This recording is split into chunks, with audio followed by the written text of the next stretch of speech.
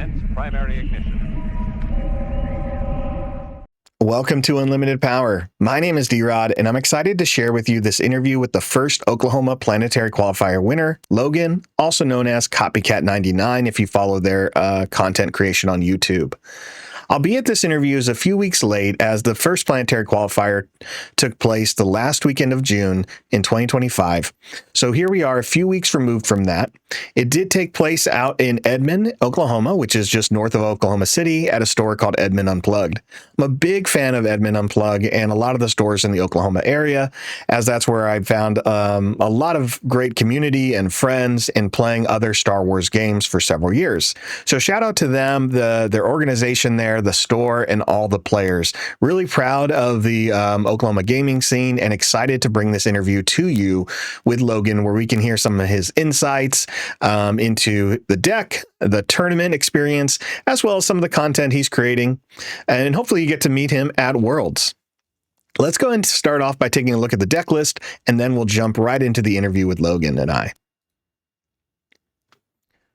For the deck, Logan took Han Solo Data Vault. Now remember, this is right before Legends of the Force, and so Logan was working without a lot of Force-intensive units. Here we can see Han Solo was playing a strong Rebel package. I really like the deck list that Logan made here. I think it really utilizes a lot of strong cards.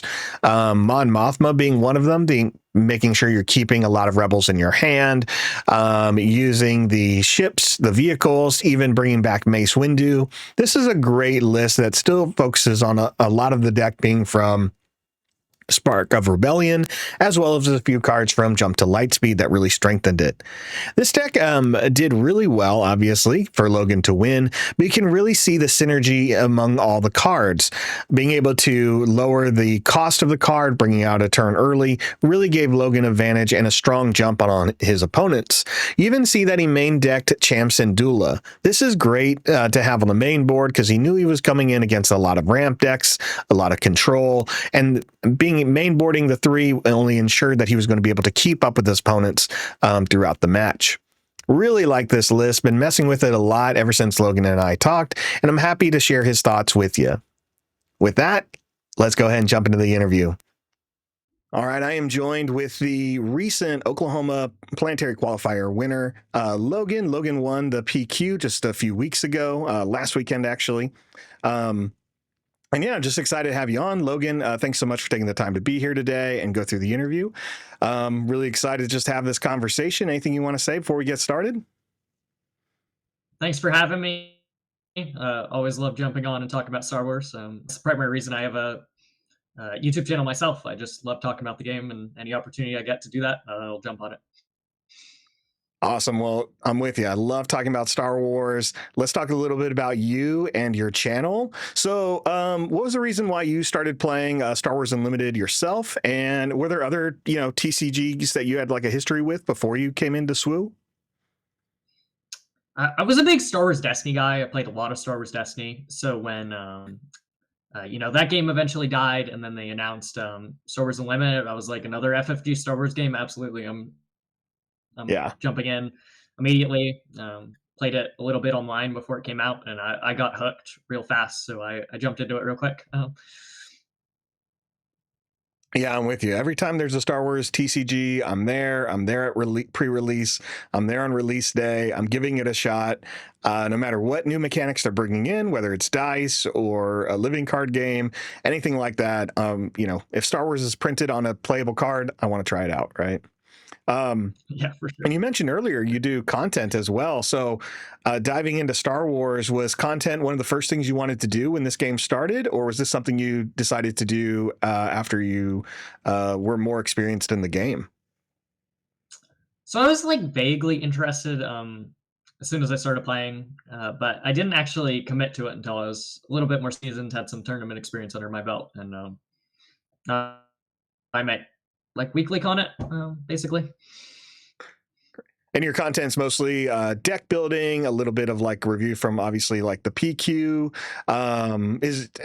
What do you enjoy about talking about your decks online or different type of deck techs? So I really like this game because it's very curve focused. You're when you're building your deck, you play a curve out primarily, and going through that and making sure your deck is built with the correct ratios, where you're curving out every game and you're actually drawing what you need to be drawing to be competing with your opponent when they're curving out. It's very important. So I like Yeah, building that's decks that represent that. nice. I love that. So you're not doesn't sound like you're doing a lot of like deck tech on more not that you can't like have a curve obviously with control, but it's a little bit different because you're a little bit more reactive sometimes with control decks than other things. With that said, let's talk about the deck you took to the Oklahoma PQ, this first one in the state over at Edmond Unplugged.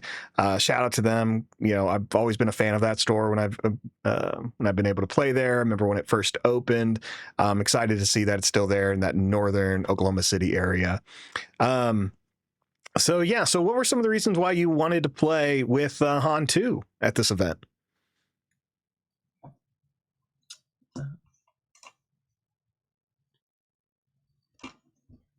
So the biggest thing for me was the deck feels very well rounded. Like when I sit across from most decks in the meta right now, I feel like I have like a game plan into them, and I have a very clear line that allows me to get the victory in the match.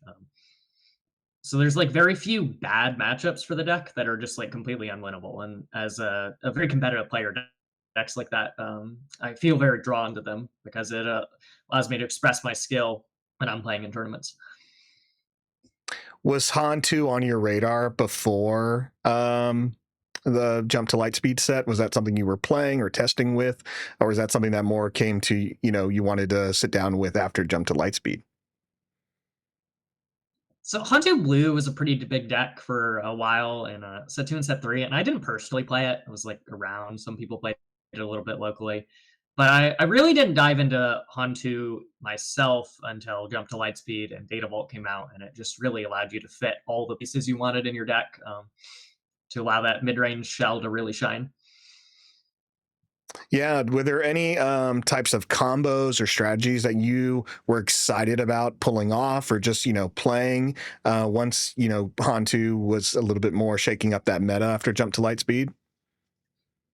So the biggest combo is the Han Leader ability itself and the Poe 4-drop pilot unit. Being able to play that on 3 resources with 2 damage on it, and then immediately put it on the X-Wing that he creates, so you just completely ignore the downside of Han 2. Is very powerful. Allows you to be very aggressive in space. Like one of the biggest lines I really like in particular in the Data Vault is the space aggro deck of being able to play a ship on turn 2 or turn 1, and then Han in Poe, put Poe on that ship, and make an X-Wing, and it's like you have like Oof. 7 power in space on turn 2, which is really scary for most decks. Yeah. Yeah, that's definitely a threat for a lot of people. Was that something you were able to get off a little bit more consistently at the PQ? I think I only did it once or twice at that particular PQ. The PQ before at Dallas, I did it multiple times, and it was winning me games all day. It was great. That's awesome. What was your overall record at the Dallas qualifier? I was X1-1. I had 1 draw and 1 loss, and I ended up Okay. 9th after Swiss, missing top cut on breakers, which was Mm. unfortunate. That's definitely the feel good, feel bad moment. When you just edge out of top 8, that's for sure. You're so close, but it doesn't feel like it. Yep. Awesome. So yeah, Hantu definitely super strong. Love the options you can put out a little bit early. How'd you feel about it late game? Did you feel like you still had some different combos and strategies coming in? If you had to go a little bit longer. Yeah, I think this deck is one of the best late games in the format. Being able to home one like anything up the curve. I really enjoy home running Poes, the 5-drop Poe. Just like I just present 13 power, or yeah, 13 worth of stats on the board in 2 lanes, and you know, Poe can attack for 8 if he feels like it. Like you got the crate dragons, you've got timely intervention crate dragon, which can do a ton of overwhelm. Like the deck does not run out of gas. It just slams threat after threat after threat, and then your opponent has to answer them. Every time. Every time. I love that. So talking about the qualifier experience, this was the first one in the state, first one for Edmond Unplug to host. Very exciting for that. How do you feel like the event went, and how do you feel like your deck did, perform during the event overall? Yeah, so the event was run great. No major like judge mishaps. No like rounds were finishing smoothly, and we were getting to the next round relatively quickly. Particular performance of the deck. I mean, it performed great. Obviously, I won the whole event, so it's hard to complain. Uh, I won most of my matches 2-0. Only got 2-1 on the matchups that like I wasn't super. They felt a little bit worse than the average matchup. Um, yeah, I only had one loss in Swiss, and that was to a local that we play this matchup all the time.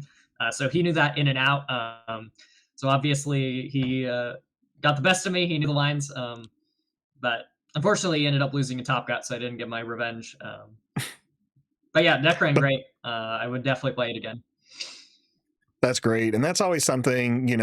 It's always great when you can have a great 6, 7 rounds, 8 rounds before the top eight, and when you do get to play someone who's very familiar, it obviously can throw it off. In other matchups, sometimes you can say that leader piloted by that person, you're probably going to get the win, but when you're going against like a playtest partner, it's 50-50. It feels like sometimes, because everyone knows Yep. exactly what to expect, what you're playing. There are no surprises anymore.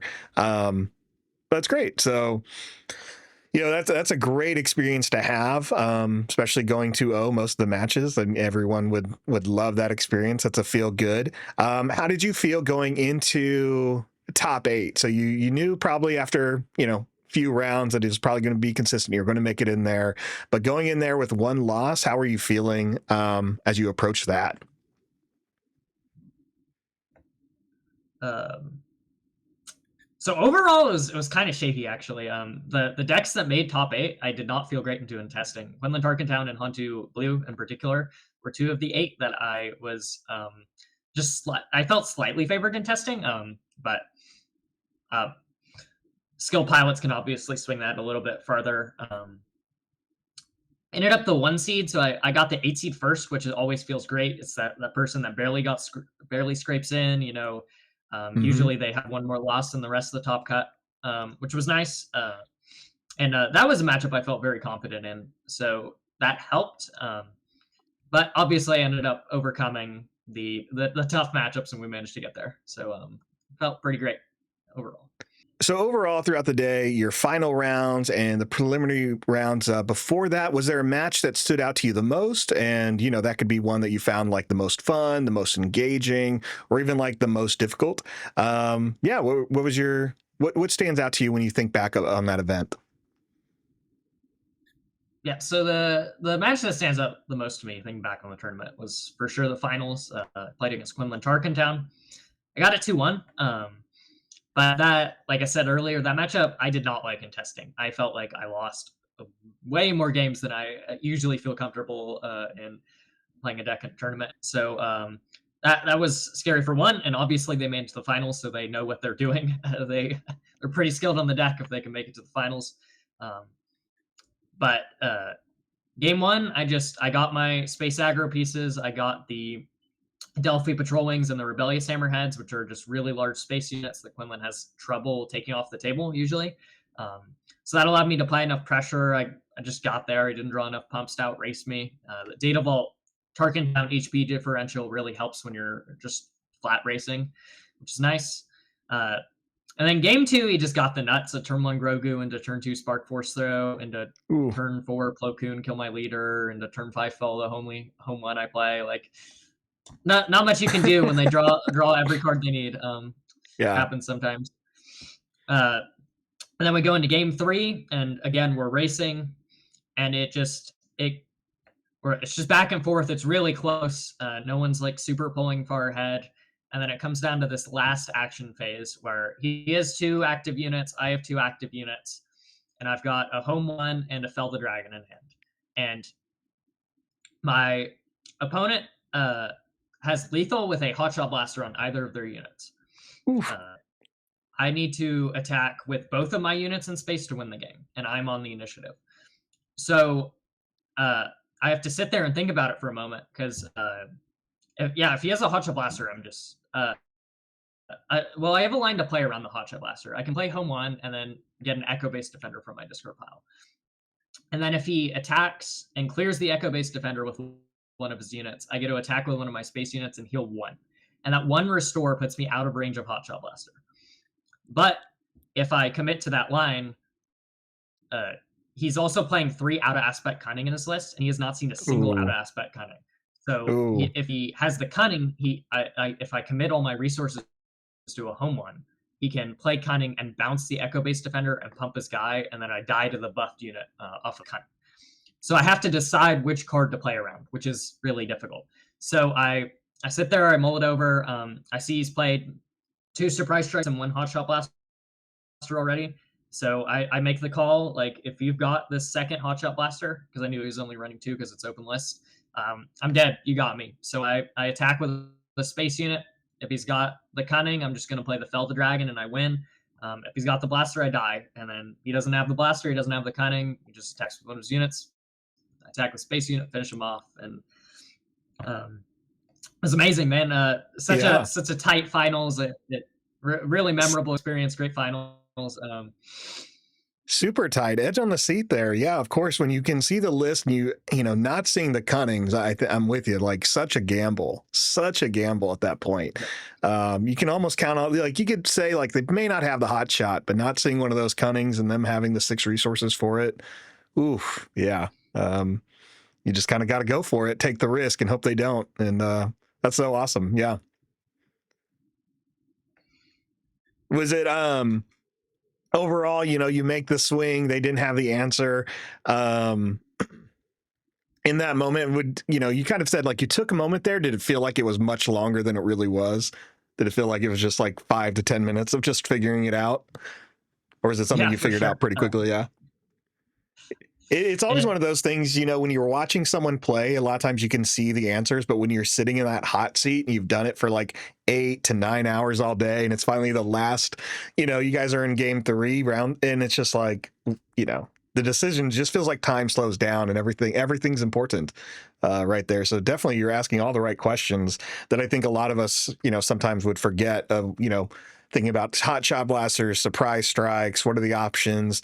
Because you're right, it feels like home one and the echo-based vendors just seem like the safest play. Like, it gets you there, protects you a little bit, but at the same time, you know, the odds of them getting the cunning is pretty high. So yeah, so scary. What a great event overall. Again, it was one I definitely wanted to attend. Wish I could have been there, but it sounds like it was awesome. A lot of great people there. Was the person who went to the finals with you a local as well, or were they from out of town? He was from somewhere in Texas. I don't think I prodded further than that, but I've seen him around. He's been at top tables at like Dallas every time I've gone down, so I could vouch for his ability as a player. That's great. Well, shout out to them. Always a fan of shouting out Texas players. A lot of great players down there that I can remember from, you know, Star Wars LCG and Star Wars Destiny.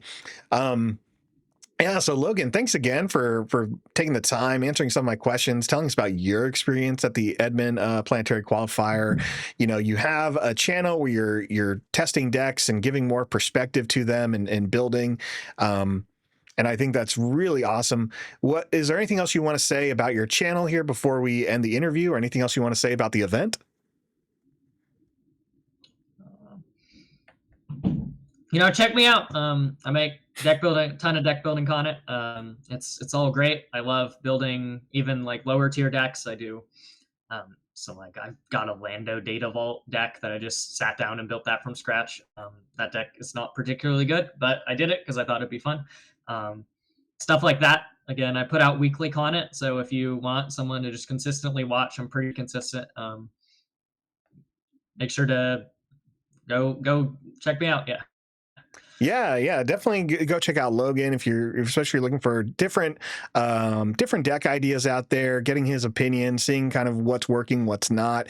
I love that you're trying out different things. That's so important in the growing meta. As we approach Worlds, is there anything that you're excited to deck tech on your channel in the next few weeks that people can be excited to look for? Anything with the new leaders? Um, I'm kind of keeping all the best stuff secret because I'm playing myself. Unfortunately, Right. Yeah. woes So of being a anything you're willing competitive to share player. to the channel before that, then any leaders you think will be fun, but not necessarily, uh, taking you to the qualifiers in Galactics. I'll probably do a Mother Taliesin deck. I think Mother Taliesin is a lot stronger than people are giving her. Most people are giving her credit for, and I think she's pretty good. And I've enjoyed testing her a little bit. I don't think I'm going to play her in Galactics, unfortunately, but I loved her in pre-release. Loved getting some other Taliesin in pre-release. Had a lot of fun with her. Really make that -1 work for me. That's great. Excited, Logan. Let's try to meet up at Worlds. For those of you going to Worlds Galactic Qualifiers, you can see Logan there. You can catch his content. I'll put a link in the description down below so you can see some of his most recent videos. Again, Logan, congrats on your qualifier win. Excited to see that. Hope to see you in person soon. And thanks everyone for watching. Good luck at your next event. Good luck if you're practicing for Worlds, and may the Force be with you.